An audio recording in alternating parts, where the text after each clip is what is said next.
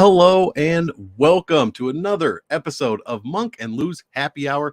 We're happy. It's going to take more than an hour. Therefore, it is a happy hour. I'm joined by my buddy, Lou Betya, at Lou Betya on Twitter. And we are here this week to break down all 12 fights from a betting and DFS perspective. As you know, this is an absolute banger card. I mean, top to bottom, the fights are just complete fire. I don't know what to do. So many dogs bark. No, I'm just kidding. It is UFC Vegas 48, headlined by Jamal Hill and Johnny Walker. So without further ado, Lou, what's up, dog? How you doing, man? I heard, I think you had a pretty good week last week. Is that right? You might have given out a little something on this very show for the people. What is it? What do you got for us? I did all right. Let's all right. Quick recap of last week. From start to top, I got a Grishin. I just had him as in a parlay piece, but I did have a Yam Bags bet. Did not hit. No Yam Bags. I had Jeremiah Wells round 1, round 2. That hit. It almost didn't when I don't know what he was doing the first 8 seconds of the fight. Oh no, yeah, he was trying to throw off the game plan. It worked. I also had the Yam Bags in that. That didn't hit. I'm 0 for Yam Bag City so far. I had Morozov look good until it didn't. But that's one of those bets you can live with losing because it was just so fun to watch. I had Dobson round 1 KO. I will never bet against Malkoun again. We got a guy coming up later on this card that lost to him, and I'm starting to think that loss is going to age really well. The way Malkoun can fight now. I had Ronnie Lawrence in a parlay. Boy, that got dicey. Yeah. But what a fight. He looked good. I had Olberg in the distance. He is just the worst. He is the worst. Big fade going forward. The next fight was Kyler Phillips. So I gave out like 4 waves to bet on that one. I said in the distance was good. A little juicy. Under 2.5. There was some juice there. And then I said round 3, which I liked with Rojo's tendency to fade. That was 800. That's 8-1, which is nice. I may have been adamant that the round 3 sub was very live at 35-1 odds. And boom. So if you hit nothing else and you just hit that and you followed it, like you probably had an all right night. I had Casey O'Neill to complete the $10,000 parlay. She had to win in round 2. I guess that was a stupid bet. Modafferi is tough, but O'Neill was hitting her. I mean, she had her chances. I had it by a split decision, so I'm totally kidding. I'm just obviously. I had Arlovsky unanimous decision. That hit.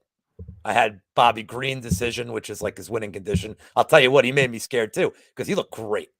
And I can't wait to get to that fight next week, but that's next week. Had the Moicano under and the Moicano sub. That smashed. And then not so good the rest of the card. Derrick Brunson looked good until he didn't. Mm-hmm. Derrick Lewis. I'm just not going to bet Derrick's anymore, I guess. Derrick Lewis didn't look good until he didn't. And I had Adesanya in the distance. Outside of the knockdown in round 1, there's no threat of him getting a knockout. Yeah, already 33% finish rate I hear in his win. So, I mean, top to bottom, that's a damn good recap. I mean, you're giving out plus 3,500 on the show, man. You guys need to be tuning in. And speaking of tuning in, I'd like to thank everybody that's in the chat tonight. Chronic Combat Conversation, what is up, fellas? Glad to see you here. DFS by the numbers. 4 eyeballs on the show. I am impressed. 4 eyes on that thing. Let's get it. So, I mean, before we get started, I believe there's one more thing we need to tell the people. We do have an announcement this week. If you want to take the helm here. Yeah. So I was going to write something up, but that doesn't really kind of fit my personality in terms of how I like to do things. So this will be our last show on this YouTube channel. Our show is moving next Friday and every Friday at 6 p.m. Eastern after that to a new channel called the MMA Engine, which is not just a YouTube channel. It is a new company that 4 of us in the community that are just passionate fans, very talented people. Well, 3 of them are very talented. And then I kind of just came with the building. 4 of us have created a company creating a really unique platform for people, content creators and users, to access data and advice in ways that maybe they've never done before. We understand that not everybody has like $1,000 to drop on a weekend on, paying people $100 for betting advice and 50 for an optimizer and things like that. And we get that. And we're never going to be like that. In fact, what we're giving people, the toys that we're building, and just all the content that you can absorb in a week is going to be just a game changer, in my humble opinion. There's 4 of us on the team. One of them is my co-host Monk. You guys know his skill set and what he brings to the table. One of them is DFS by the numbers. If you're watching this, I'm sure you know who he is and what he brings to the table. One is the best hair in the game, Uncle Wheezy. You guys know what he brings to the table. And then there's me, and you probably don't know what I bring to the table because I'm very new in this space. They do if they watched the show last week, plus 3,500, baby. What I bring to the table is an engineering background in IT. So I am the guy in charge of taking the data that these guys have given me and putting it in the database, building the website, the application, the programming. So I'm going to have more information in the next coming weeks. I will personally post a video about more of what we're going to be offering on the site, but I promise you, we're very excited about this project. We will be launching mid-March. If you have any questions, I'm very accessible. Hit me up on Twitter, and I'll answer what I can. But in due time over these next few weeks, as we start rolling out, everything you guys want to know will be answered. Thank you. MMA Engine. Keep your peepers peeled for that one. Let's go indeed. Double flames. Let's get it. Guys, he's not wrong. This is going to be a huge thing. I haven't even seen the back end of it yet fully, and I'm already super excited about what this can do. So, I mean, check us out mid-March. Like he said, it's going to be dropping, so keep your eyes peeled. So on that note, Lou, shall we jump in? Let's go.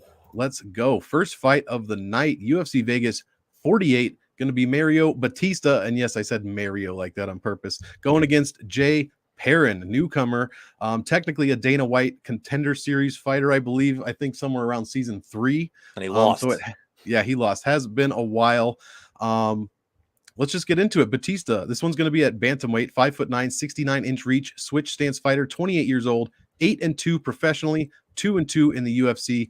He has 6 of 8 wins by way of finish, 3 subs, 3 knockouts. Jsp Pierce on the other side, 5'7", 69-inch reach, switch stance fighter as well, 28 years old as well, 10-4 professionally, so a bit more experience than you generally see with the newcomers as of late.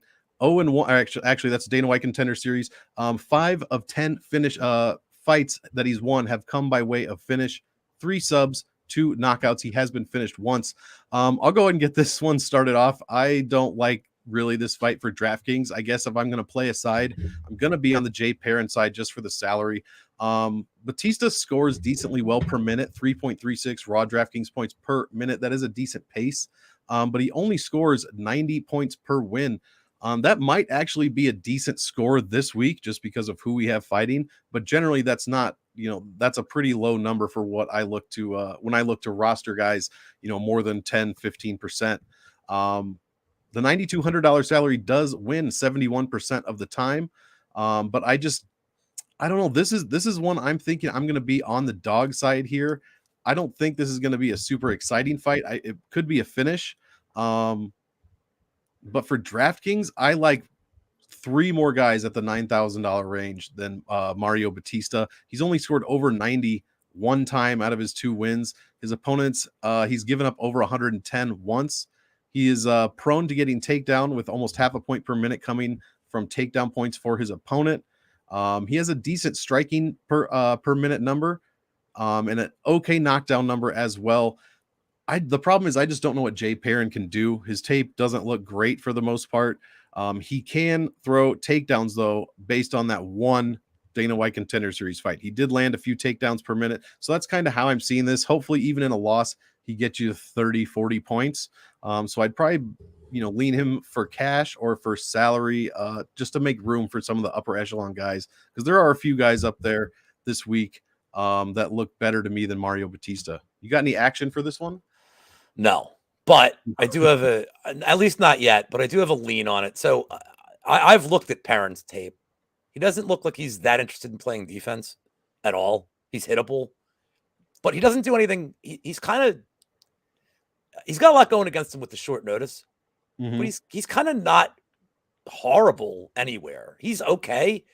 He's not, there's nothing special about him, but I don't think he's for a guy coming in this situation, I think he's better than most.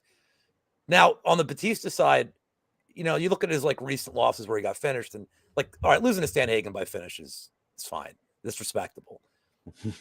But that Trevin Jones knockout, that was bad. That was a bad look. And I can't get that out of my head. I got to think the only way I would play this, which goes into your point about not rostering him, is Batista by decision is plus 110. I think Perrin he's going to hang around. I think there's going to be a lot of scrambles, a lot of cage, like just clinching. I don't see it being an exciting kind of firefight, but I could see Batista just kind of wearing on him for 2 rounds and taking a decision. But I'm not really interested in this fight at all. And I think this is the fight I'm least interested in on the card. And only because of the bet I have on the next fight. But I got nothing more to add. I'd say Batista decision or pass. And there's a lot of good spots in this card that are going to be reckless. I think this is one you can say, it's all right.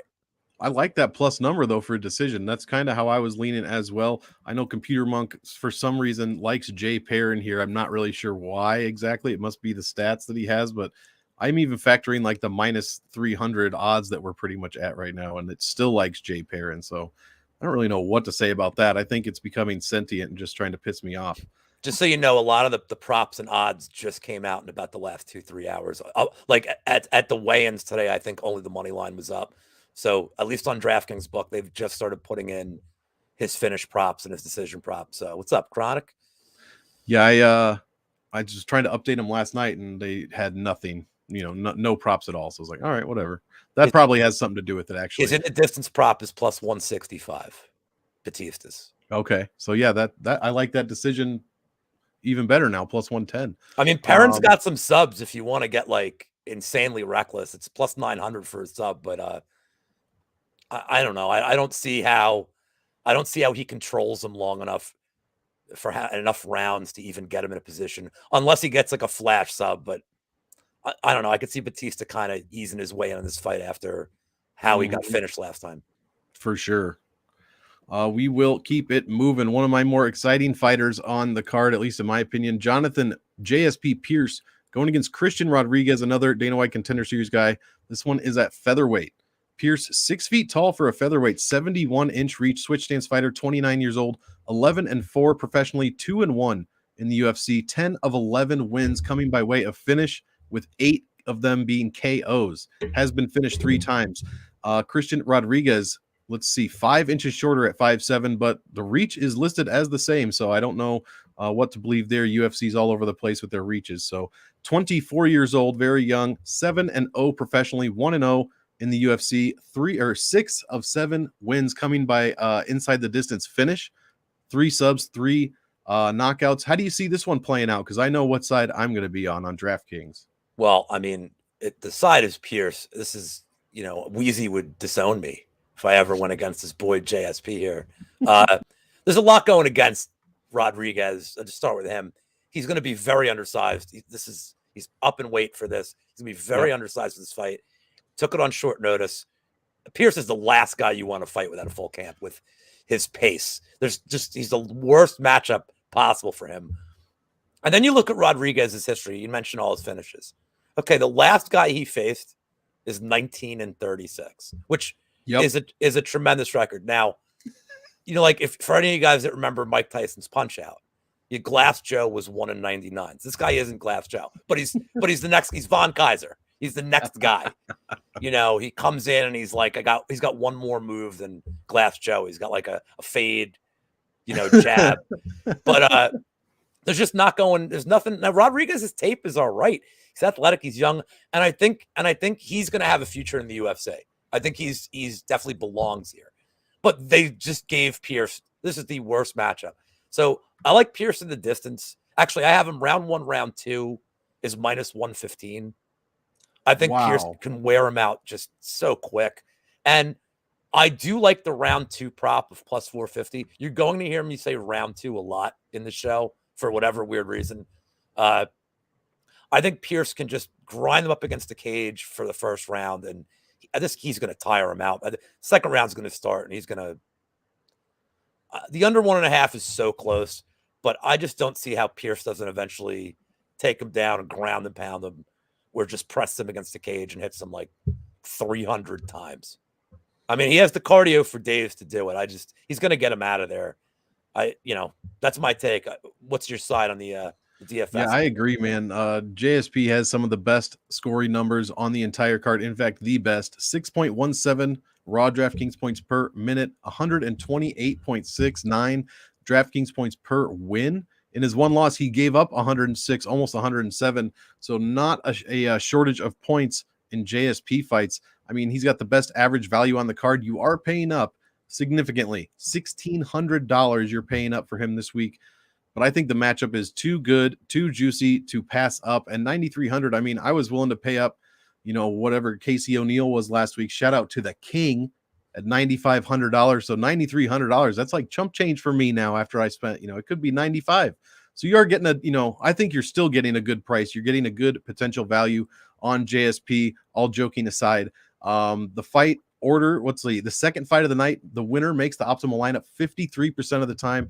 52% of the time featherweights make the optimal, and this 9,300 salary is one of the best. 64.7 win percentage, and I just really like JSP this week. You get the huge striking numbers, 2.53 points per minute, but then you get 2.81 takedown points per minute. And if you play DraftKings, that's where the gold is. 0.83 control time points per minute, first and second respectively in the division.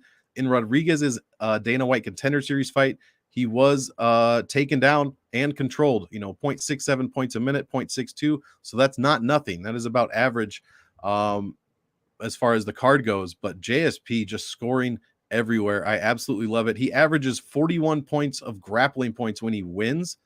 I mean, 70 bonus points per win so far. I know that's only 2, but I agree with you, Lou. I think this is a very bad matchup for Rodriguez, and I think he's going to lose that after this fight. So I'll be heavy on Pierce. He's I said there was a few $9,000 fighters in that range that I really like. Jonathan Pierce is definitely one of them. So I'm not really going out on a limb there saying the biggest favorite on the card is gonna do well, but I think he should score well for DraftKings. You're working your salary voodoo there. Yeah, exactly. Let's see. Daz, yeah, JSP looked bigger for sure. Other guy good, but debut and size against him 100%, especially that size. I mean, 6'1" featherweight. That's going to be pretty big, especially compared to a guy that's coming up in weight. I would be interested to see his next fight, who they put Rodriguez up against, because I think he's going to get a pass here, like from Dana White. Yeah, he better, because if he gets murdered here, he should definitely get a pass. I think they know, especially when he's filling in like this, he's going to get a pass, and they seem pretty high on him. I think I heard Dan Levy joke they'll just put him against Straiter next, but get him that W.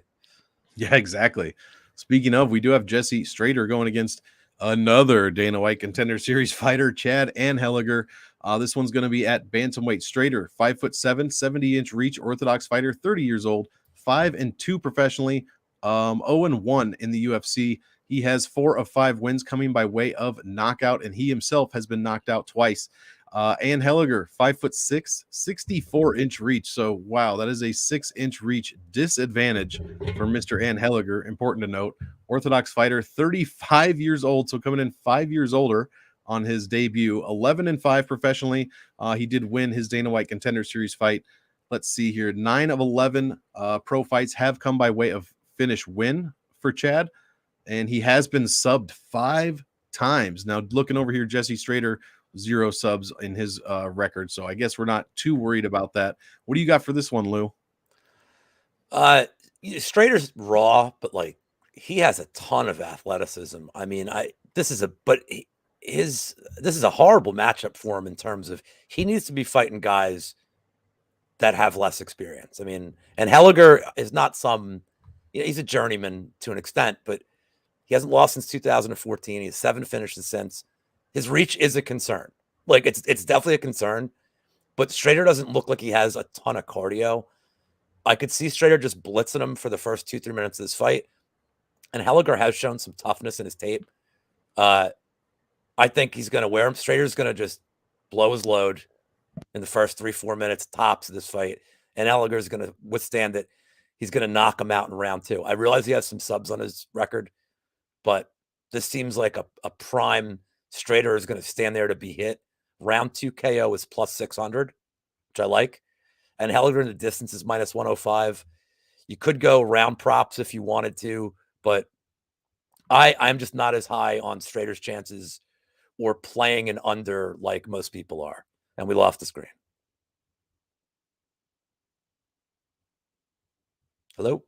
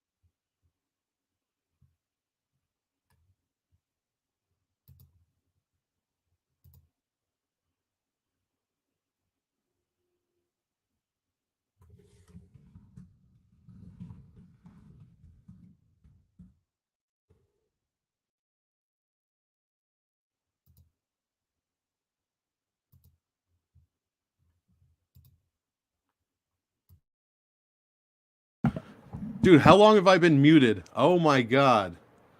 How come I can't hear anything? I thought you. Oh my god, guys, I'm sorry. Hey, let me save you some time. Jesse You Straiter. look like you were having a great time. Like, just so you know, you looked Dude, like I you was were going having a off. blast. I just read off the best numbers there were. I really apologize. I don't know why I couldn't hear you through my speakers. But let's save some time here. Don't really play this fight. I'll be rostering a bit of Ann Heliger, probably like 10%, maybe. 9,100 is a big number to pay. Jesse Straiter, I know you missed me here, say it. He gave up 13 points a minute in his last fight. So I'm not going to be on this one at all. And if there was a good fight for me to be muted in, it was that one. You didn't miss much. I promise you that. So do you have anything to add while I'm sure you were screaming at me for 10 minutes? No, we're all right. Well, I'm glad I got that unprofessional shit right out of the way. And it wasn't on the MMA Engine YouTube yet. So let's just take care of that. You know, it'll all be professional once we get on MMA Engine. Daz is going to be our PA. That's right. Yeah. Diana Belbeats, as our friend Luke SWR Betting likes to say, going against Gloria DePaula. This one's going to be straw weight, 5'7" for Belbeats, 68-inch reach, Orthodox fighter, 25 years old, 14-6 professionally, 1-2 in the UFC. Let's see. She does have a ton of finishes, actually, 10 finish wins out of 14 wins. That is a damn good number. She has, however, been subbed 4 times. Gloria DePaula on the other side, 5'5", 67-inch reach, so somewhat of a size differential. Orthodox fighter, 26 years old. Let's see, 5-4 professionally, 0-2 in the UFC, so a bit of a rough start. She does have 3 finish wins out of 5 wins and 1 knockout loss. I'll go ahead and start this one after I check every 2 seconds to make sure I'm not muted. Also, thank you, Daz. You're the reason. I was like, mute. What should I mute? And then I realized it was me. Belbita 8,200. Gloria DePaula 8,000. So the closest line fight on DraftKings. I like Belbita here. I just like the numbers I'm seeing from her. She actually scores decently well, puts up a good pace, 3.57 points per minute, 88 points in a win. When she loses, though, I mean, she does tend to get subbed. She gives up over 101 points. So there are some pretty high points flying around this fight. Her opponent score 4.3 on her. You are paying up for her this week, about $500 or so. In fact, this is some of my favorite salary voodoo. This $8,200 price tag, while being a favorite price instead of a dog price, only wins 43.59% of the time, while the $8,000 price wins 52.5% of the time. So that probably, honestly, I think Belbita gets the win here. I mean, unless Gloria DePaula really shows off this wrestling that she's been hiding from us, yet insists on talking about, then I don't see it becoming, a grappling match unless she tries to pull that out. So she's also given up 103.71 points in her losses. So both of these women giving up triple digits when they lose, and they have lost 4 out of 5 UFC fights. How do you see this? I mean, before that, I guess I'll roster a bit of Belbita. Probably not much into DePaula's, and like 20 maxes, probably zero of this whole fight. But I do like Belbita more. What's your read on this one? Just to get back to one of your points, I wonder if the reason that the 8,200 salary doesn't hit a lot is because, when they put these out, they're doing it based on the line, whatever the betting line is. Yep. And a lot of times you see that line get steamed for a dog, because a dog will come in, plus 110, plus 105, and it just turns out that seems to typically be a line that gets steamed. So I wonder, I'd love to know what betting line the 8,200 is at fight time. Like, how often it's flipped or not. Yeah, for sure. That's a good point. So anyway, for this one, now, anybody that's watched the show knows the one thing I like to give out is the Yam Bag special, which is a point deduction bet. Now, I couldn't find a Yam Bag special this week because none of the guys' fights to me stood out as a Yam Bag special. So this will be the first ever no bags to be yammed special at 20-1. I'm playing the foul. The big reason is they are incredibly low level. DePaula's coming off getting humiliated by Cheyenne Bays or Vlismus, sorry. Yeah. And Belbita, she beat Goldie, and it got super dicey. And before that, Luke's wife, Liana Jojua, kicked her ass. Yep. So there's no tape I've seen on either one that's like, oh man, I really am excited to bet them. So I'm just betting the point deduction and how you doing, keep it moving. Like, no more with this one. I want nothing to bet other than that.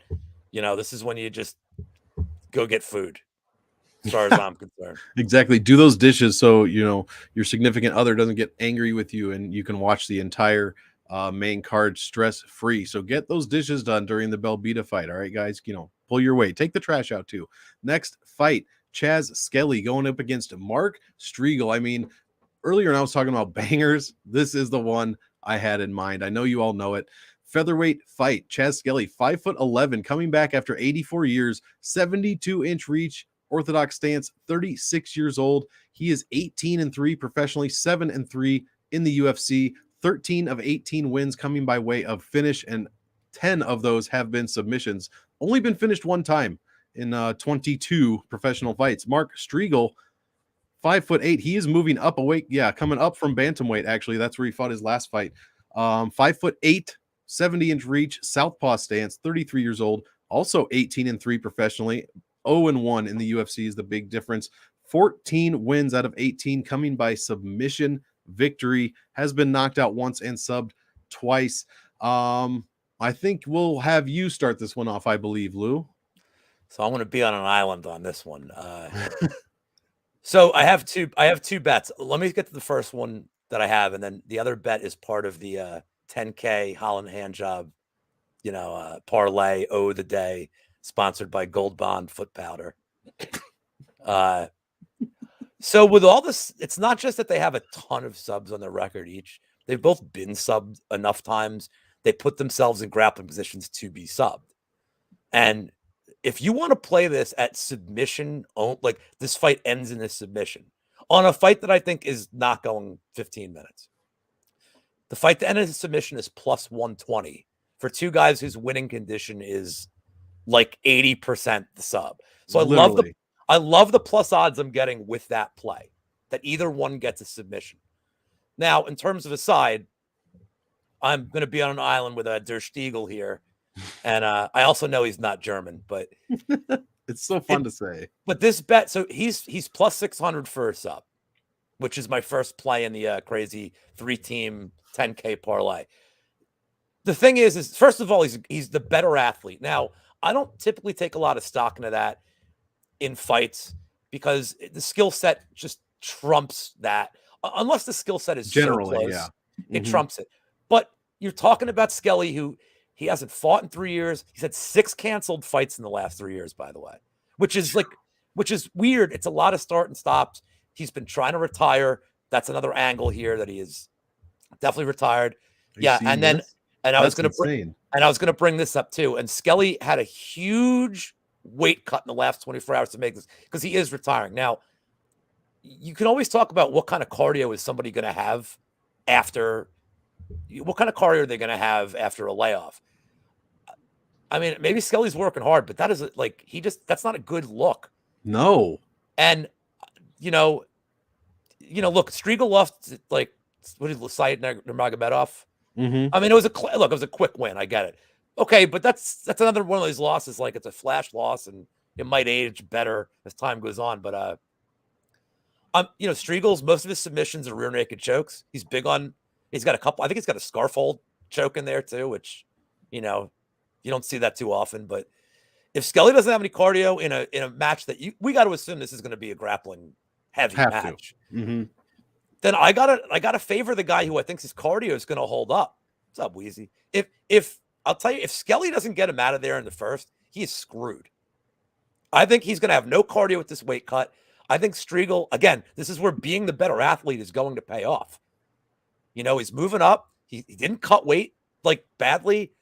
I think if he's there in the second, you're going to see a noticeable difference and if Skelly does have a good first round, it's a good live bet spot. If you see him fatiguing at the end of the first, it is a good live bet spot. You might get Streagle you might get him at 4-1 at that point.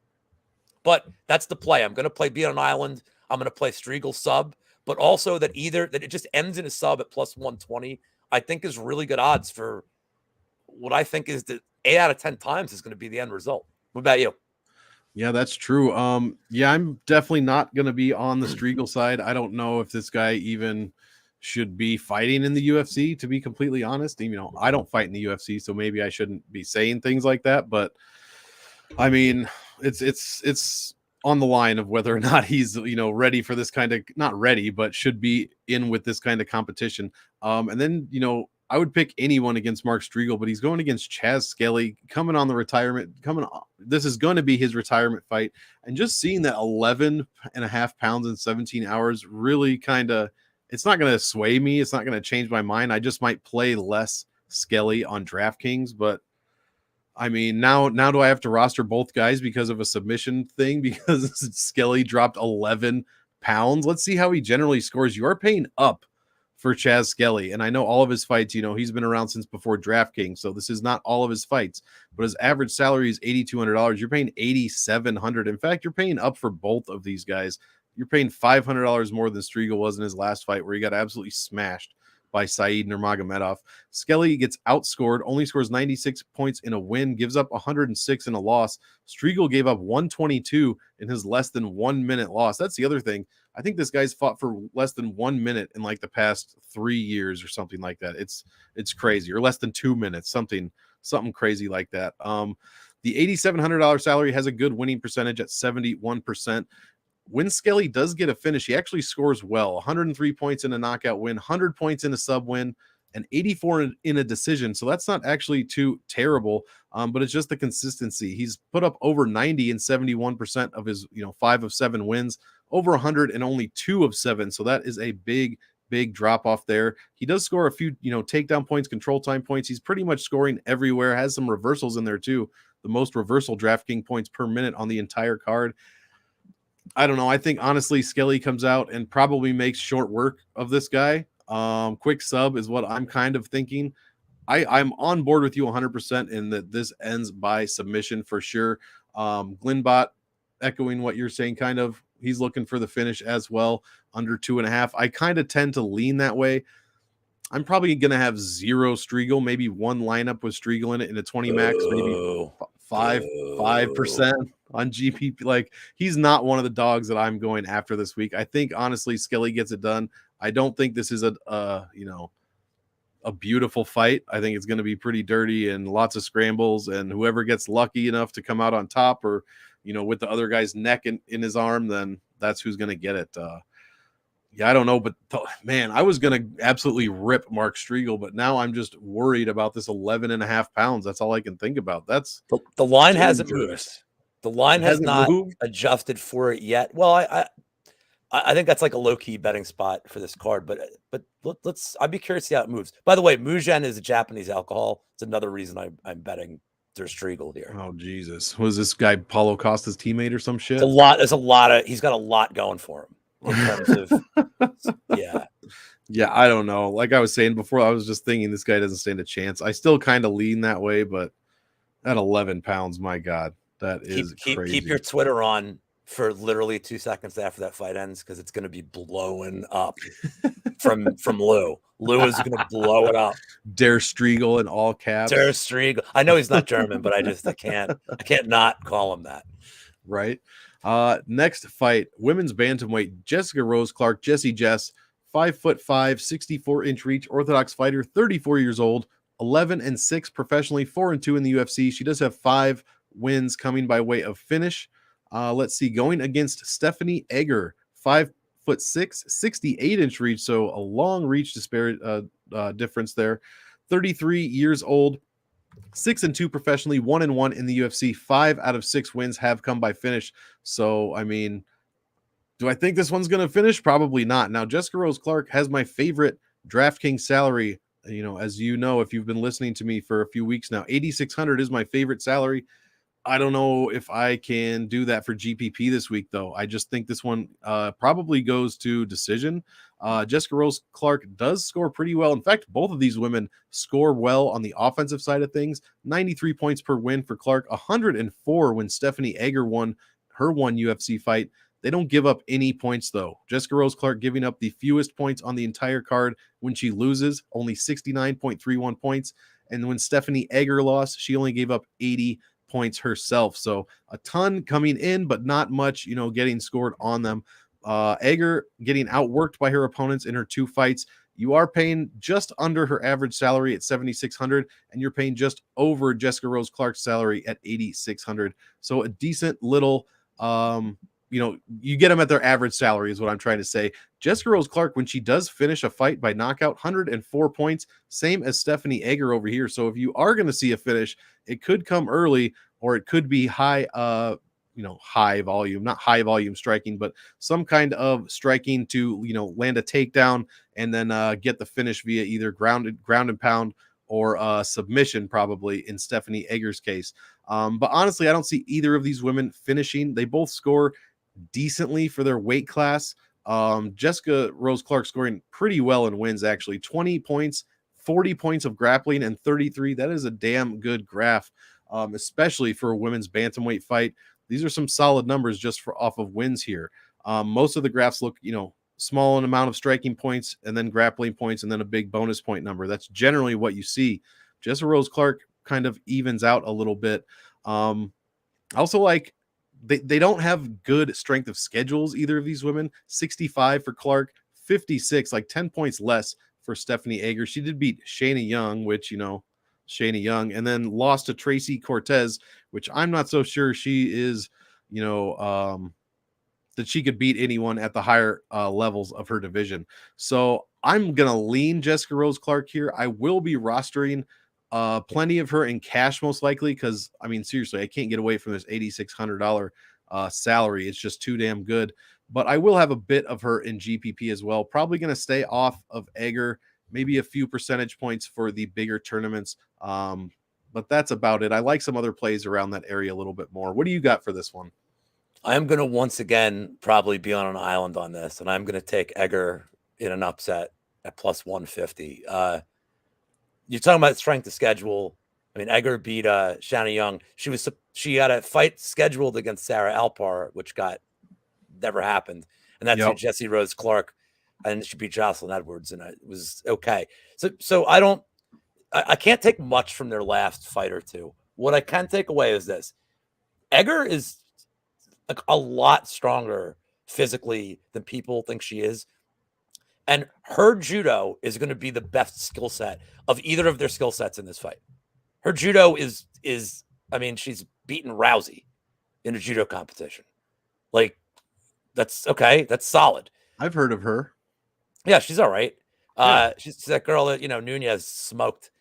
But she's going to win the world title at WrestleMania. That's who Ronda Rousey is. That's where I know her from. So like, to me, this is how the fight plays out. Jessie Rose Clark, if they're on the feet, she has an advantage. There's no doubt about it. But she seems to like getting these sloppy clinches and wants to grapple. And I'm not certain she has any kind of advantage there. In fact, I think Egger's stronger physically. I think if this goes to the ground, Egger has a huge advantage. And I'm not expecting an exciting finish. But can Egger lay on her for 2 rounds and keep her down? I think so. I think she can win this. I think the plus 150 is fair for a fight that I kind of have lined. I have Jessie Rose Clark at minus 120, the way I have it lined. Mm-hmm. So you're getting value with Egger. I mean, are there better fights to bet on this card? Sure. Are you a degenerate gambler because you're watching the show? Yes. So we all know what we're here for. I like giving away plus odds bets. What I will say is this: I'm on the Egger side, but if you like Jessie Rose Clark, especially because she dressed as Harley Quinn today, which I understand, her round 3/decision prop is plus odds. It's plus 105. So you're cutting down that minus 170-ish line, and you're getting pretty good odds for, let's be fair, I don't see a first round knockout here. Right. Round 3 is always, you just don't know. You don't know how people's bodies are going to act like if they're, being clinched for 10 minutes. So I always like that round 3 decision prop at plus odds. I don't hate it if you're going to play Jessie Rose Clark. I mean, but I'm on the Egger side here. Go real light. But, and I'm playing her in my lineups, by the way, because out of all like the options in that range, I'm like, man, I got to get somebody who I don't think is going to get finished. So like at least her floor is like, well, maybe she gets like 30, 40 and a loss, right. But also I don't know nothing about DFS. Yeah. The last thing I'll mention, Jessica Rose Clark's takedown defense, 73.6%. And she does control 70% of all of the grappling time that she's had in the UFC, which is the complete opposite numbers for Egger. She does land takedowns 2.01 per 15 minutes, but only at 30% accuracy. And she only controls 35% of the grappling time. So that's kind of a red flag for me. But yeah, I agree. I mean, obviously Jessica Rose Clark probably would want to keep this standing, but she has shown that she can score when she's on the mat as far as grappling time. So could get interesting. I like goes the distance round 3 as well. I mean, you're finding some great plus money numbers. I'm gonna be honest here. I'll give you your props. I hate minus bets. I hate minus odds bets. Like, I don't want to get like 30 to win 6. That's terrible. Fun. Nah. Plus, then you never want to be that guy that they put big better alert. Someone just put $300,000 on Amanda Nunes, and then I wish dirt by the end of the night. I wish DraftKings wouldn't do that. I mean, if you ever look at their Twitter feed, they're just like they do it just to troll their own users. It's amazing. Why don't you spend more time getting the salaries out on time? How about that? DraftKings shots fired. If they're listening, you could make it up. We know they are. Send me lots of free bets. Yeah.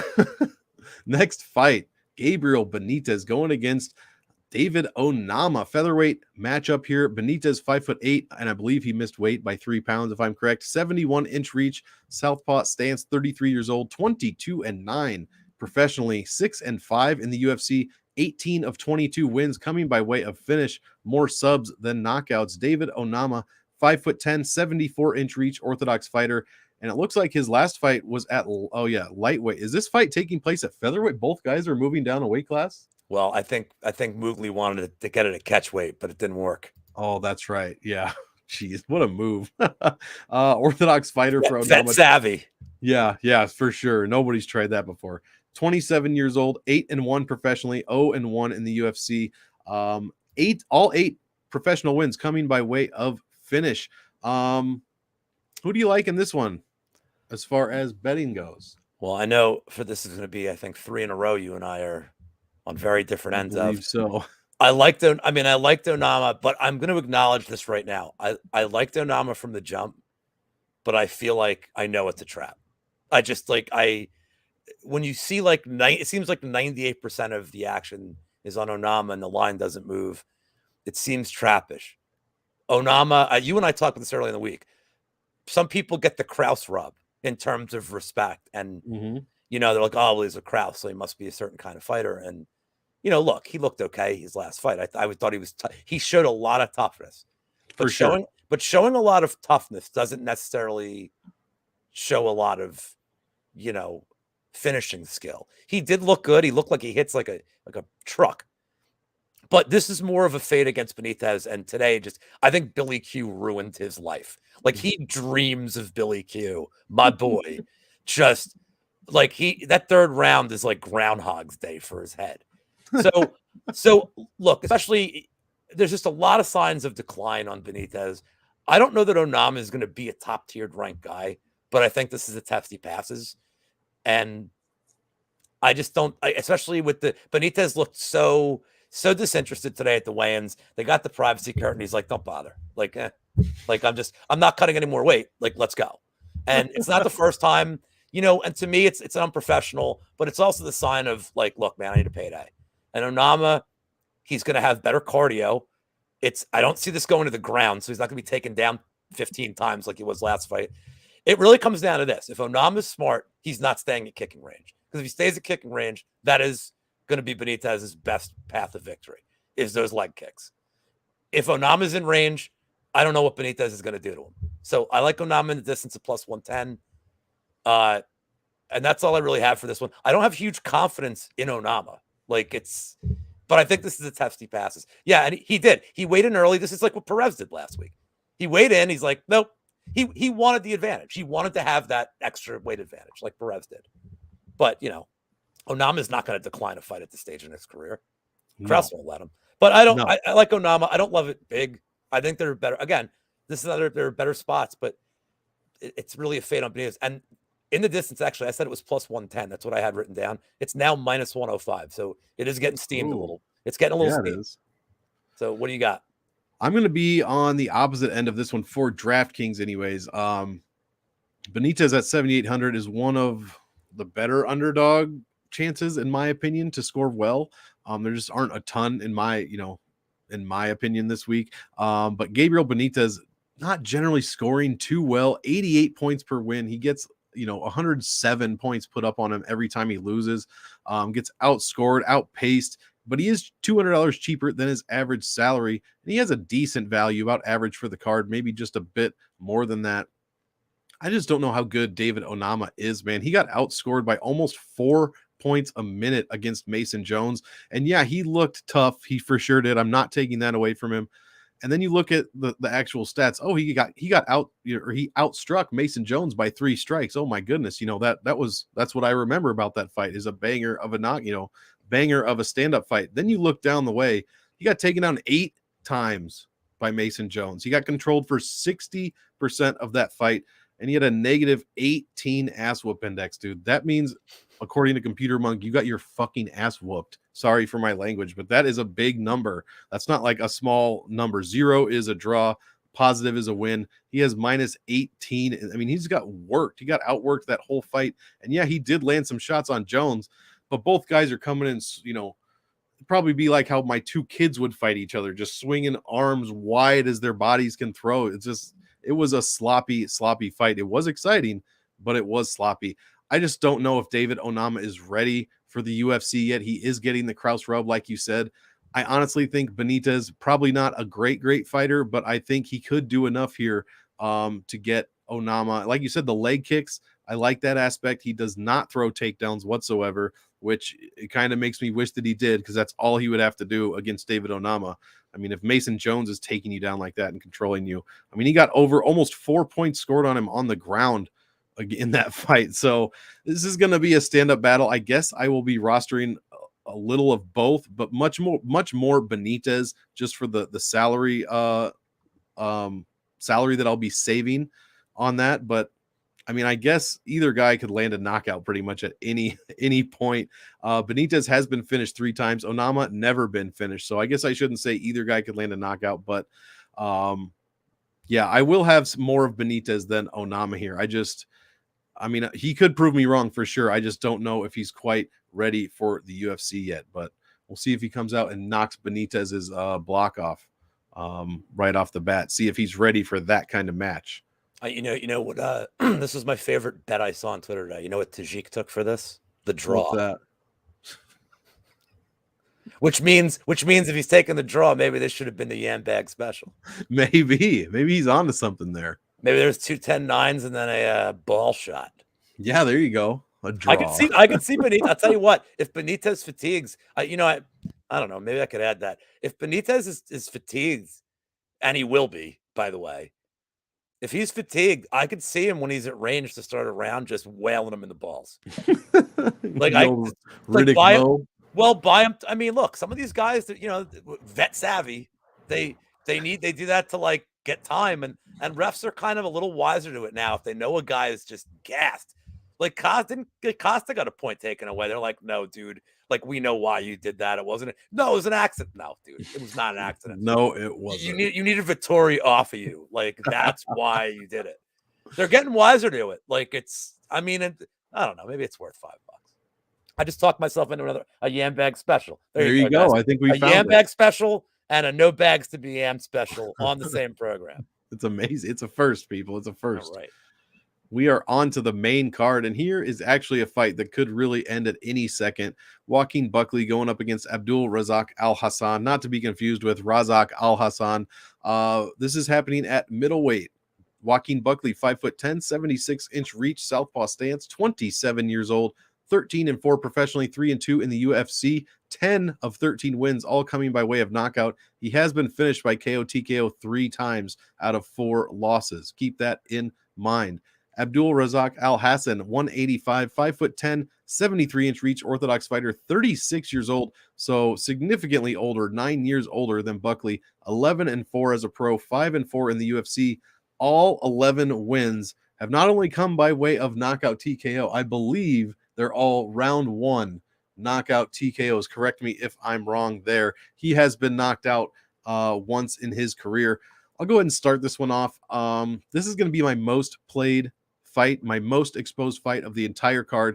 Buckley and Al Hassan, 8,300, 7,900.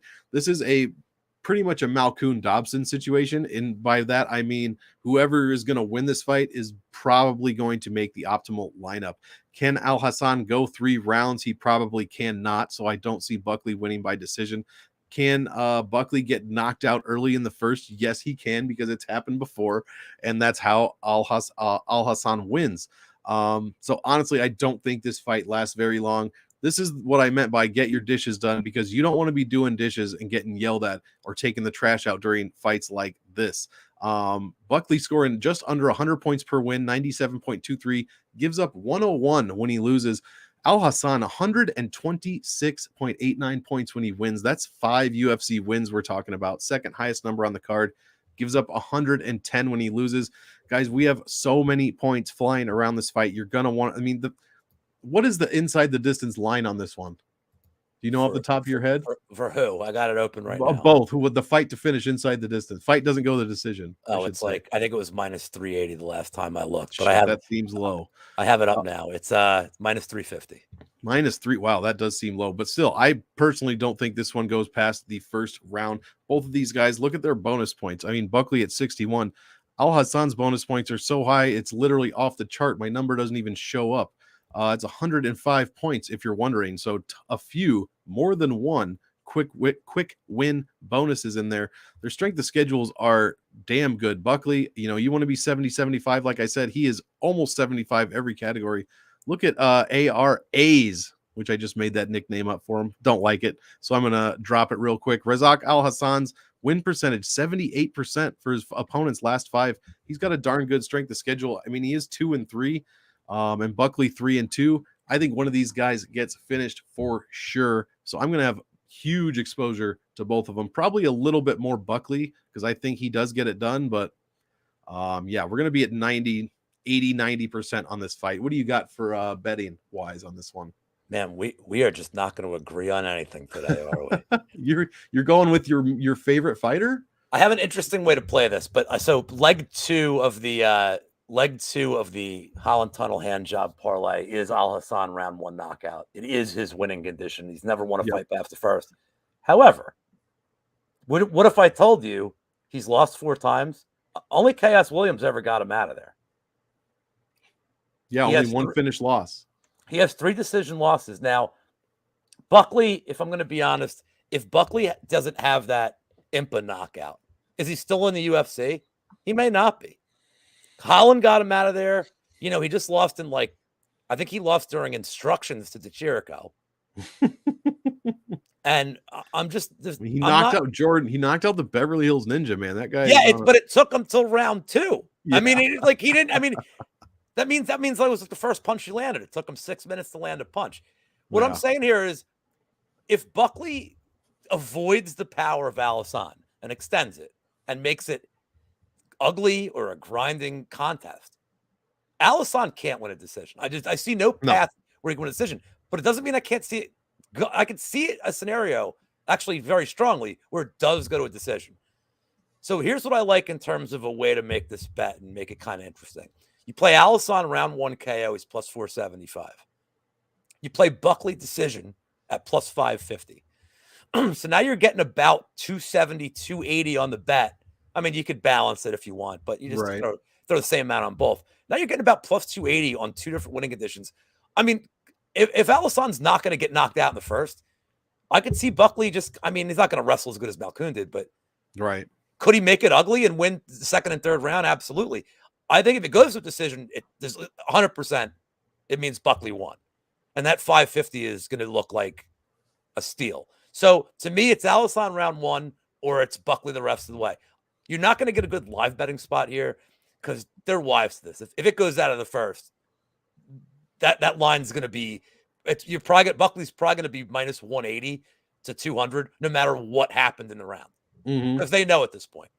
So you could play it. You could split your bets like that. I am going with Al Hassan round 1 KO.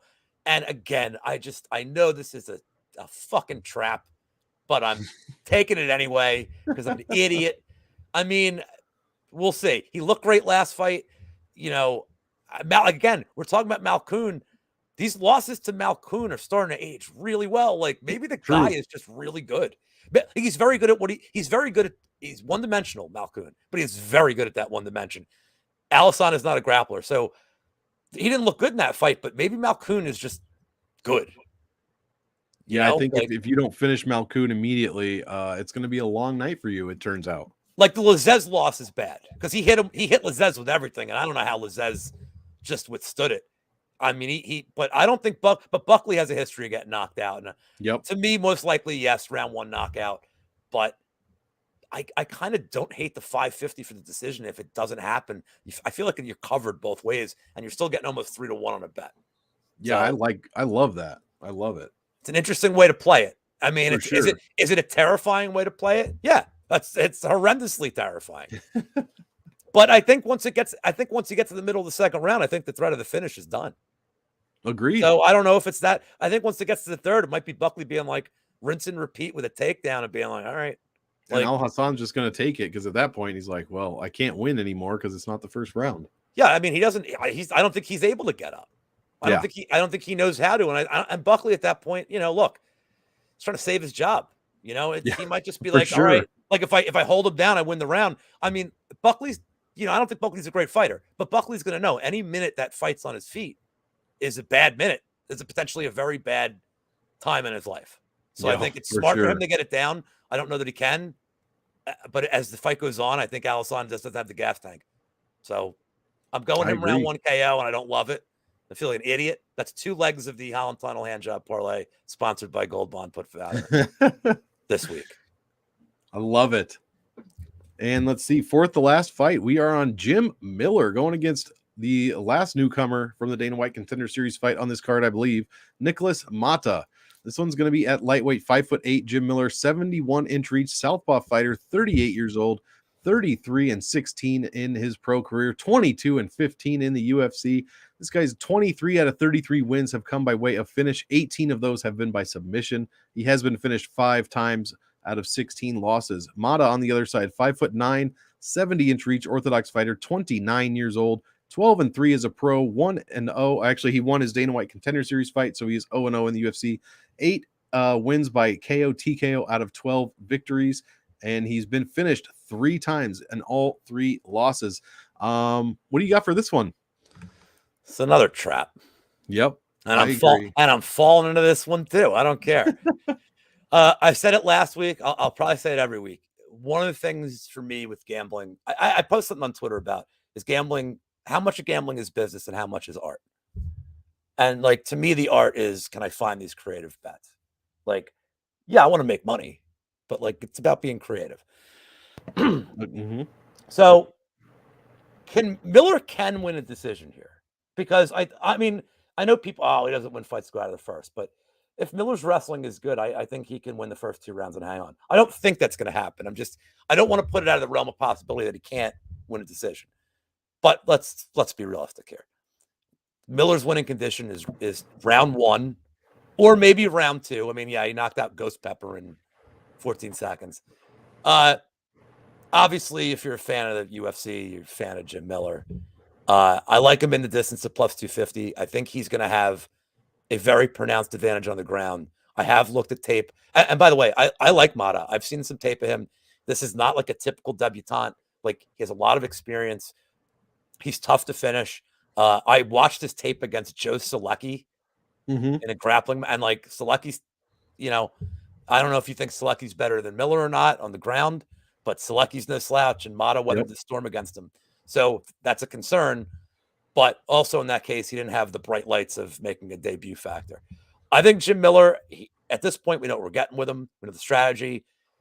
I think he gets it done in round 1. I think he wins in the distance. I do have an interesting angle on this if you want to play it, though. First of all, Miller KO is 9-1. Now, it's not his typical winning condition, but he did just get a knockout, and it's not every fight starts standing. So I'm not like saying go heavy on that, but it's possible. The interesting angle for me here, again, I like this. I did last fight. If you play Miller round 1 at plus 500, Mata round 2 is plus 550. And if it gets out of the first, again, you probably like Mata's chances, and he is a finisher. So if you do that, if you bet both rounds, Miller round 1, Mata round 2, you're getting plus 260 on that bet. And that's another interesting way to play it. It is. It's also, these bets are fun because, it's like me with soccer when I'm like rooting for a draw and, I'm rooting for nothing. I'm like, as soon as the team scores, I'm like, all right, let's go the other team. Like, and that's what these bets are. It's like, come on, Miller. And then, like, all right, you didn't do it. Like, all right, Mata, now it's your turn. Like, let's get it done. So I'm on the Miller side. I think the dual round play is a way to get pretty good odds for what I think are 2 of the more likely. Definitely Miller's probably prime winning condition, and maybe Mata's second or third round for Mata is probably his prime winning condition. But I don't think you're on this side. I think we're going like 5 in a row. Not really. I'm off Nicholas Mata this week. I'm on the Jim Miller side. Okay. As far as DraftKings, Nicholas Mata, if you would have counted, I know you're getting sick of me. If you would have counted his Dana White content, blah blah blah, he would have only scored barely more than a point per minute. He would have won that decision with 46 points for DraftKings. At 8,500, I'm not going to be on Nicholas Mata probably at all. Like you said, I don't think he is going to finish Jim. I mean, Jim Miller has been known to get rocked a bit early as of late, but as long as he's generally been withstanding that, I believe we saw it happen with the Ghost Pepper in the last fight. I believe he got dropped in the first. I'm not completely sure, but then he came out and subbed him in the second, I believe. Yeah, right after the bell. So I'm going to be off Nicholas Mata. I just don't like how he scores. I'm going to have to see more from him before I pay $8,500 to put him in my lineups. 20 maxes, I'm probably not going to have any. I like the Jim Miller side. You're getting a bit of salary relief. He does score well in his wins. I mean, 22 wins, he averages 91 points. So maybe I'll be leaning a little bit more for Miller on cash. I know you want that guaranteed win when you're playing cash, but I don't think Mata's going to finish him early in this one. So I kind of like Jim Miller for cash a lot. His salary does win 48% of the time at 7,700. So another underdog salary that does perform pretty well. I mean, 52-48 is a pretty good probability there for the underdog. I mean, yeah, Jim Miller scoring over 100 points and 40% of his wins. I like those odds. I like the fact that he can withstand pressure up front and then get his wits back about him and then turn the tides in his direction. So I'm kind of thinking that happens again. So yeah, I'm with you there. I like your bets on this one, and I'm going to be off Nicholas Mata for the most part when it comes to DraftKings. Oh man, you see this name I got right here?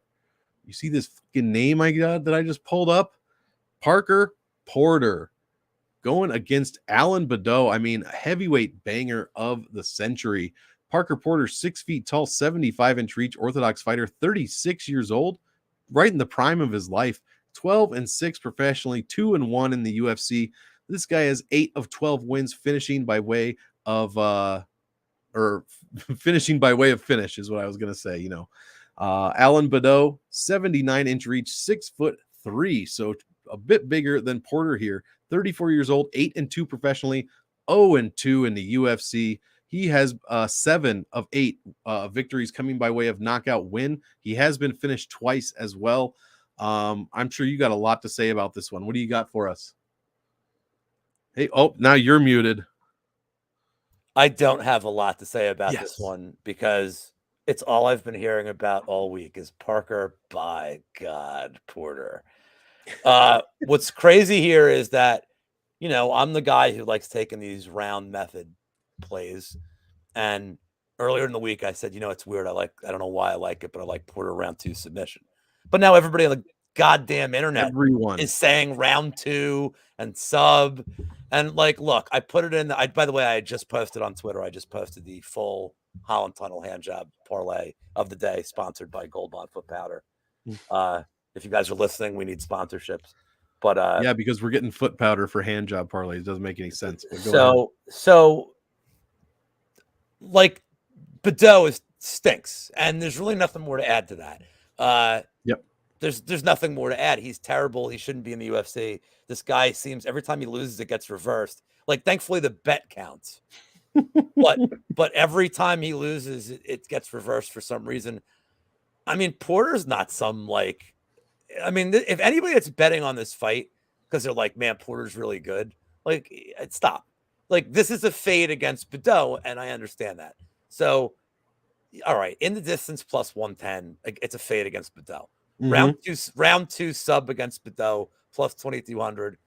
Yeah, if you want to do round 3, that's great. But if I'm being honest, I think if he gets one takedown, the fight's over. So exactly. I don't really like the round 3 prop, but that's all I got. I mean, it just all week. If you're on this show, if you're watching the show, you've been reading Twitter, and 80% of your feed has been about Parker Porter. Like, so I'm done with that. What do you got? Yeah, I'll keep this one short as well. I mean, Alan Badeau, like you said, probably does not belong here. Not sure what he had to do to talk himself into a 3-fight deal. I'll just keep it simple. Parker Porter scores over 103 when he wins. When he lost, he got 127 points scored on him. I highly doubt he's going to lose this fight. He did make the optimal lineup 1 out of 1 fight last year, so he has experience making the optimal. I'll just keep some salary voodoo here for you instead. Heavyweights make the optimal lineup at a 56.1%. That is the number 1 highest percentage out of all weight classes. This heavyweight should come as no surprise. The 10th fight of the night is the money fight, though. It is the best fight of the night to make the optimal 67.44%. Go get that chicken. I need to cut that chicken's head off. We got salary voodoo going on over here. 64% of the time, $8,900 salary wins. Computer Monk, or CM Monk, as I'm now calling him. Parker Porter. I appreciate that reference. I knew you would. Parker Porter, 73.5%. This is going to finish early. It's going to finish inside the distance. I totally agree. Parker Porter is going to land 1 takedown, and that is going to be that. I heard Prize Picks, if you're into that, was like the over on takedowns was 1.5. I'm like, that's the biggest trap I've ever seen. Yeah. I mean, how is Alan Badeau going to get up?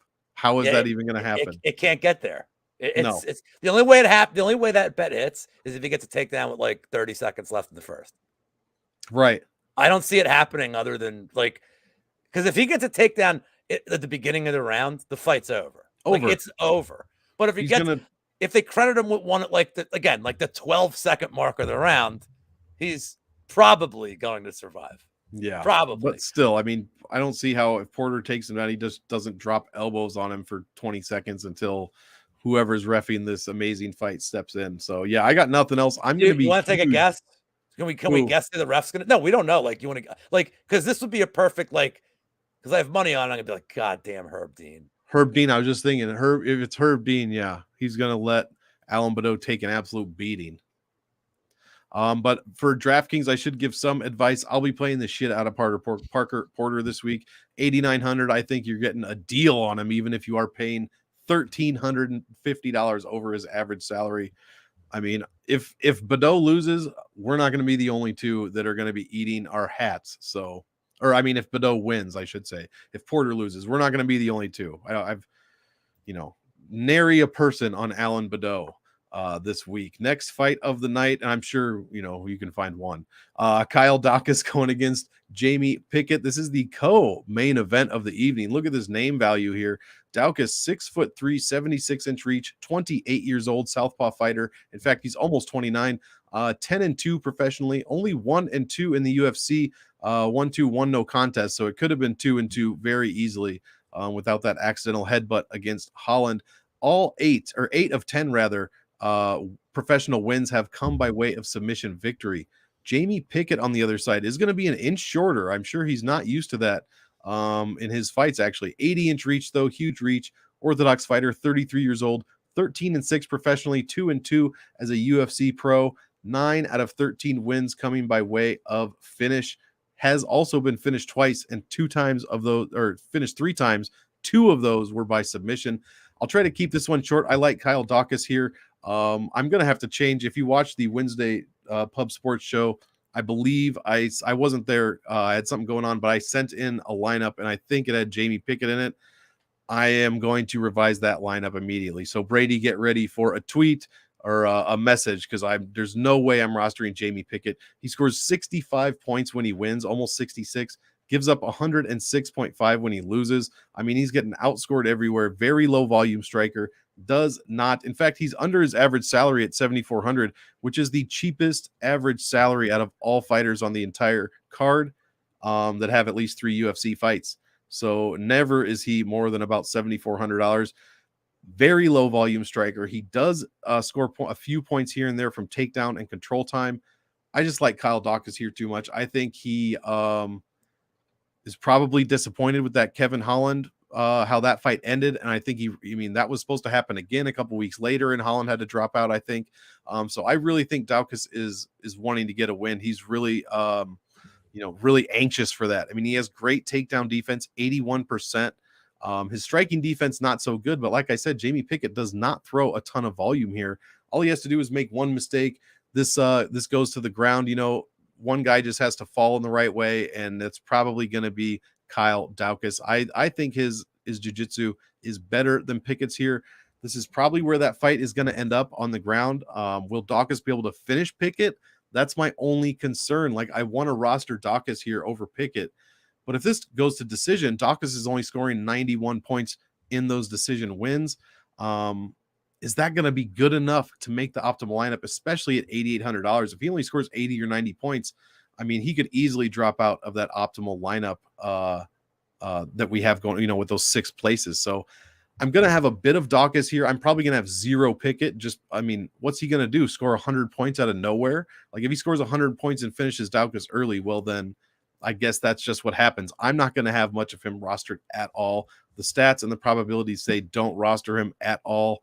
I will have some Daukaus, but I just don't like that price for what you're probably going to get. The $8,800 salary does win 71% of the time, but it does have a problem making the optimal lineup. I think it's sub 50%. So it just works out like that some of the times. What have you got as far as a line for this fight? Because it is pretty ugly. Well, let's get this out of the way. You know that I am going to always bet the guys from Philly. So there's that. True. What do you make of Daukaus' career? Because you're saying, well, he's 1-2-1. Okay, he was winning the Holland fight. Yep. He lost to Phil Hawes, which, I mean, he didn't get knocked out. It's just a weird fight. It's not a good look. Phil Hawes beating you by decision, and then Brendan Allen beating him by decision as well. I mean, but I think that's a tough debut. That's a very tough debut fight. You're right about that. But then the flip side of that is I can't look at the Stoltzfus win and be like, oh, well, that's a great win. I mean, right. His grade is incomplete. Now, I know what I think of Jsp Pickett. He stinks.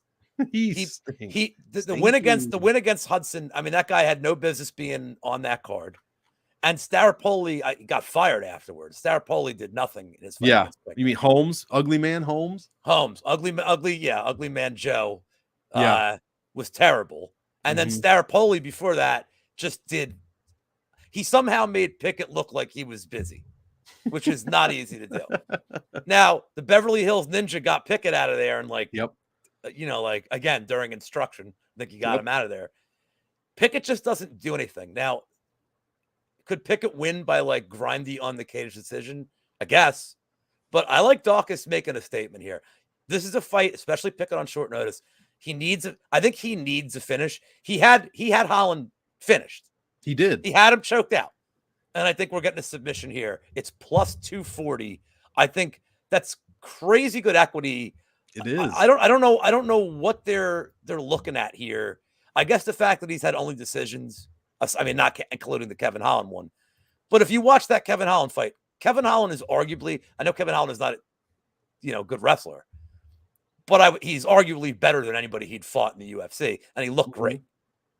And him and his brother have both, all right, the Derrick Lewis fight notwithstanding, they're still improving as mixed martial artists. I'm a fan of the Daukases. They're improving, and I think he's going to come out. I mean, the catch weight I think kind of benefits him. He didn't really have to go through. He didn't have to go through any kind of cut. Do we know why this is at catch weight? Because it's short notice. Pickett couldn't get down in time, so that's why they're gonna fight at 195. Gotcha. So I like Daukaus here to be the better. He's clearly the better fighter in my opinion. He's the better wrestler. It's not even close. And I think he's going to have the better conditioning. And again, Pickett, I don't know how we're going to pick it after round one might be a disaster. So I like the sub prop at 240. Strangely enough, I look at the round 3 decision prop and it's the exact same line. Really? So do with that what you must. Oh, no. I'm sorry. I did look at the submission or decision prop, the double chance. Oh, and it's pretty much plus 240. So they're like, no. That was the same money line as Daukaus. So they're like, there's zero chance he's gonna knock. They're like, no chance he gets a knockout. But I like the sub prop at plus 240. And let me make a note before we get to the main event. Anytime one of these cards looks like it's going to be kind of shitty when you look at it, we end up getting one of these nights where it's like, wow, we had 10 finishes tonight. You get these. It seems like these are the cards where a lot of these guys just don't get a chance ever, and they're like, I got to make a statement to Uncle Dana. And I think this is going to be one of those we got 12 fights. I think we could get. I'm hoping the one fight ends by multiple, yam bag shots. Yeah, too many. That would be great. And then, but I mean, there's a lot of fights here that seem to track and trend toward finishes. So I don't know. I don't even the Egger, Jesse Rose Clark. I mean, it's not like it's inconceivable. It's just not something I would bet on. But it's kind of a cool card. And then speaking of finishes, we get to the finale here.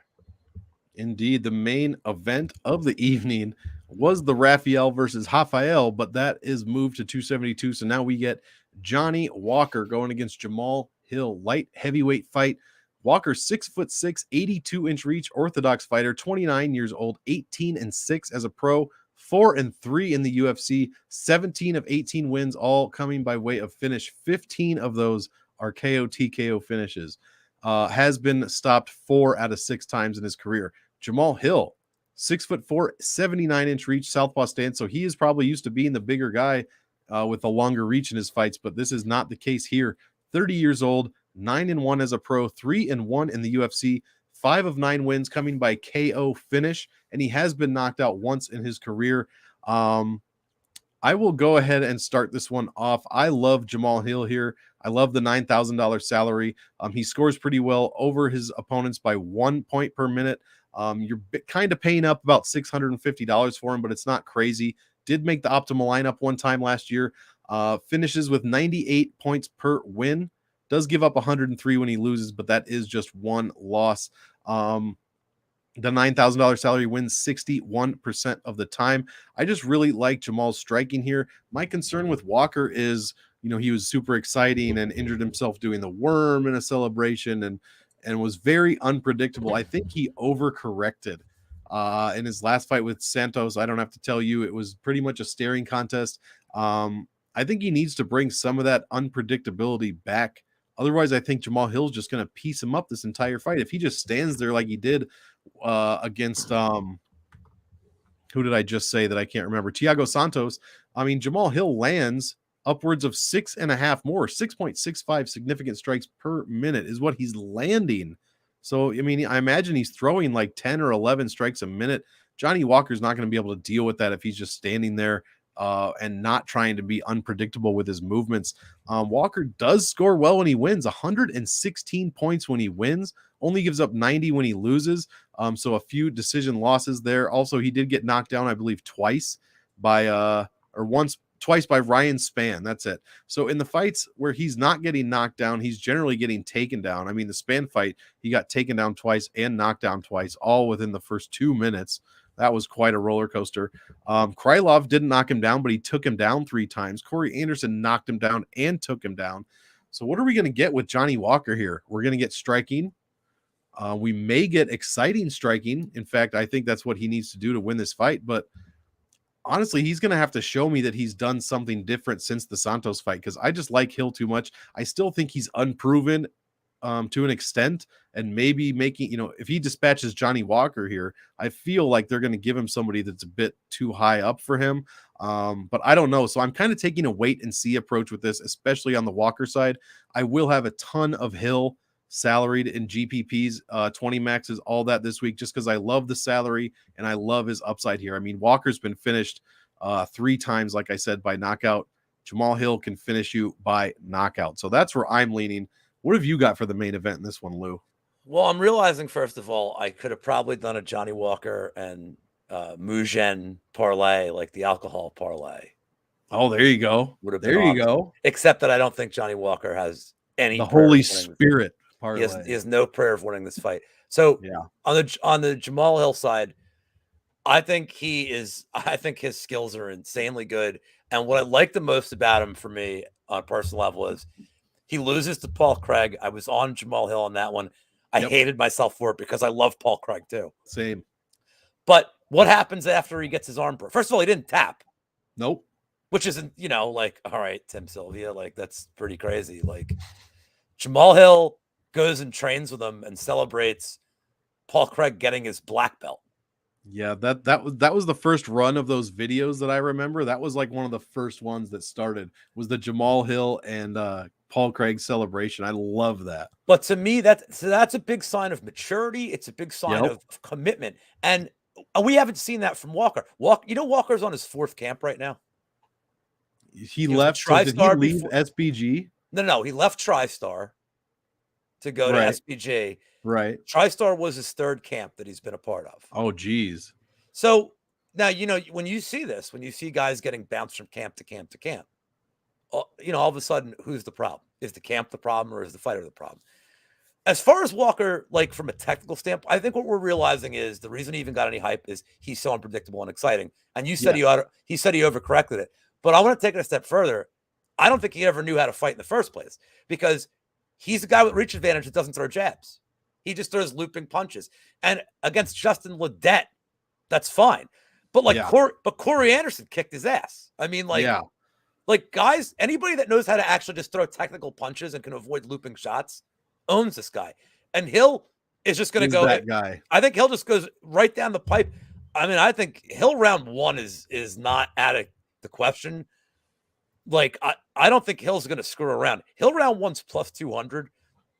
I mean, let me see what Hill round 1, round 2 is, because I think that's as far as this thing goes. Hill rounds 1, round 2 is plus 110. So you're cutting down that minus 300 Hill's again. The winning condition for Hill is going to be just batter this fool. And I don't know what Walker's going to do. If Walker comes out like the old Walker, he's going to get caught and face planted. If he comes out and he has no aggression, Hill's going to walk him down and just pepper him and get him out of there. I don't see like, yeah, there's a flash KO possibly from Walker, but I think Hill's real. I think Hill is a future star. I think the loss was good for him and he's grown from it. I don't know how Walker beat Span. Maybe Span's just really not that good anymore. Maybe because Span kudos to Walker. Span can crack, and Walker got up. He's not getting up if Hill starts battering because Hill's not going to just hit him once or twice. He's going to follow him down and he's just going to like rain down hell on him.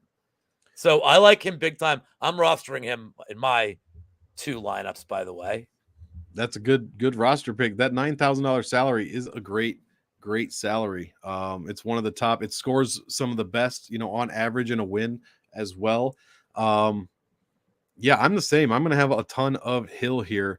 That's about all I have to say on that one. I'm just not. We'll have to see if Johnny Walker is going to be done with the UFC after this or not. Real quick, just because I wasn't able to go on the Wednesday show, here are CM Monk's picks right here. We've got Jay Perrin by finish. Don't know what he's going on there. Pierce by finish and Heliger by finish. Bell Beats decision. Skelly by finish. Jsp by decision.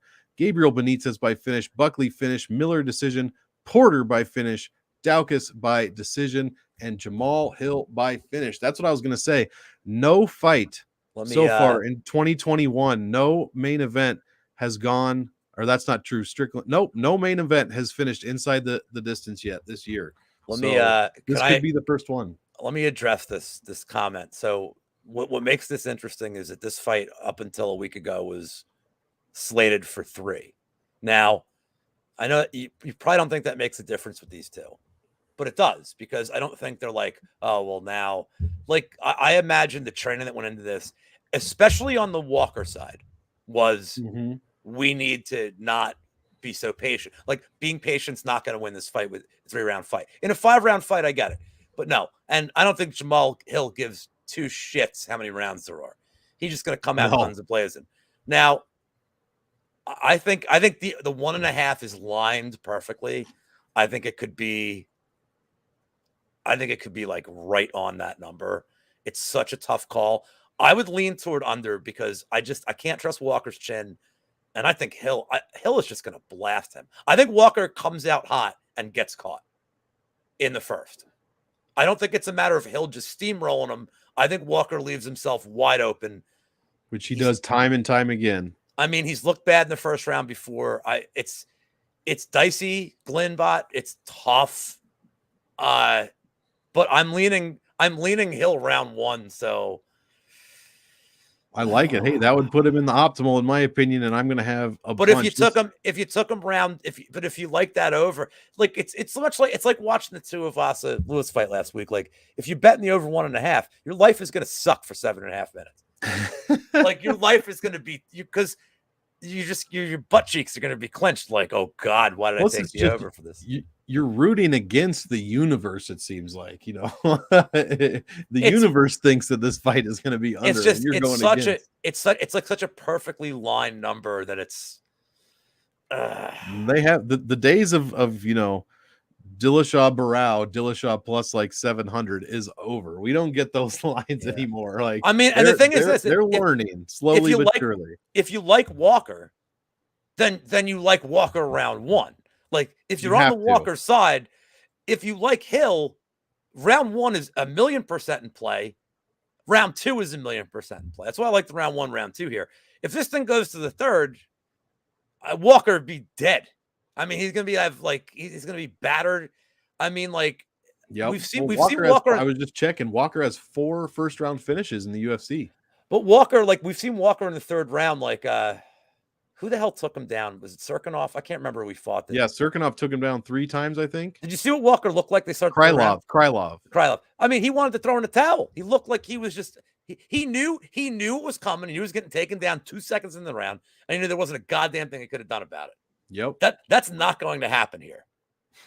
Like Hill's not going for takedowns. But what I was getting at is Walker wasn't wearing damage in that fight. His cardio had failed him, but he didn't have any cardio, but he wasn't wearing damage. He will be wearing damage here. I cannot see this going past the second. The 1.5 is it's super tight. That's a tough one. It might be one of these bets where you're like, I need to hear the official time. It literally might come down to well, when do they? And if it's Herb Dean, he's going to come in 2 seconds too late. He's going to cost you your bet. If you took the under, he's going to cost you bet. If you took the over, you're going to he's going to be your favorite ref forever. In 2:32 of the second round, you're just no. So I'm good on my end. I know we're all excited for these fights. 4:00 start time, by the way, guys. Early start time. Is that Eastern? Eastern Standard Time. The Royal Rumble or whatever the hell wrestling is on is at noon. That's from Saudi Arabia. Manchester City and Tottenham is on at 12:30 for all you. That's a hell of a game. Marching. And then again, the fights are at 4 p.m. Eastern Standard Time. So he's got the over. Hill round 3. Hill round 3 is an interesting play. I mean, I'll tell you what, if you get to round 3, that's going to feel like an even money pick. That plus 800 is going to look great. But that is going to be nice. Yeah, the over is going to be I mean, it's just oof. It's so scary. Right. Well, guys, we will wrap it up on that. Honestly, I was joking about the fights, but I'm excited anytime fights are on. I'm going to watch every single one, and I will not complain about it, I promise. But go ahead and give me a follow on Twitter at MonkMMATics, spelled just like it is there. I could never be a weatherman. I never get the hands right. Go ahead and check me out on YouTube, same at MonkMMATics channel. Get your DraftKings stat study in. I go through every single fight with the DraftKings page right here that you see and break down all of them, all 12 fights. It came out on Tuesday, so get your study in before you get your tape done, and we will make you some money this week. Also, last thing, check me out on teamriseorfall.com. We have a bunch of stuff going on, a lot of DFS experts in there, so if you ever play DFS, be sure to check those guys out. They are killing it over there. And then the most important announcement, the MMA engine has been announced. We will be launching that within the next 4 weeks or so. All 4 of us, especially Lou, but Lou, Brady, Wheezy, myself, working our butts off to get this thing done for you. And it's going to be very cool. Lou, tell them where the people can find you. Thank you, Glenn, by the way. You can find me at Lou Betya on Twitter. I promise you everything you saw here, this is not a gimmick. I'm like this 24/7. So it's true. My Twitter is sort of funny. Also, do I believe one of the bets will hit? I believe he believes all of them. I believe at least 2 of them will hit. I love this. I really do like the Streagle sub. The one that's going to screw me is the Porter sub because everybody's on it. I like the Streagle sub. Again, I don't like Skelly's conditioning. And Hassan, again, that's his win condition. You're flipping a coin. Yep. So I like 2 of them to hit. I think Porter's going to bone me. I think there we go. There we go. Like hearing that. Exactly. And I always stand behind my bets. I put them up there. I don't want you to think I'm not putting money on them. 100%. I mean, Monk's seen some of the crazy stuff I put in during the week with the ball shot bets and my nonsense round robins. But I will be putting a video out shortly on our new channel. Hopefully, if you guys have time, take some time, like and subscribe, smash the like button, as they say. They do say that. And I can go over some of the actual features. And I think you guys are going to be really excited because I'm building some tools that just don't exist yet. Exactly. Which is really cool. Some of my processes I've used for years to gamble, over the last 20 years, or I don't forget how old I am at this point, but however long I've been gambling, some of the processes I have involving data, involving logic, involving news, all centralized into one place. It's going to be really cool. You guys are going to be really excited. I hope you're as excited as I am because I'm building it for me too. I'm building it for something I can use. So hope you guys are excited and a lot more to come in the very near future. Thank you guys for tuning in. Absolutely. And thank you, chat. The most important part of this whole show, Chronic Combat, DFS, Daz in the house, Glenbot, Wheezy jumping in, and then Choppa. Thank you guys so much for hanging out with us. I really appreciate it. Hope you learned something. Hope we gave you some edges. Go win money. Yeah, exactly. And as usual, I want all of you to enjoy the fight. So enjoy. and we will see you next week on the Monk and Lou Happy Hour.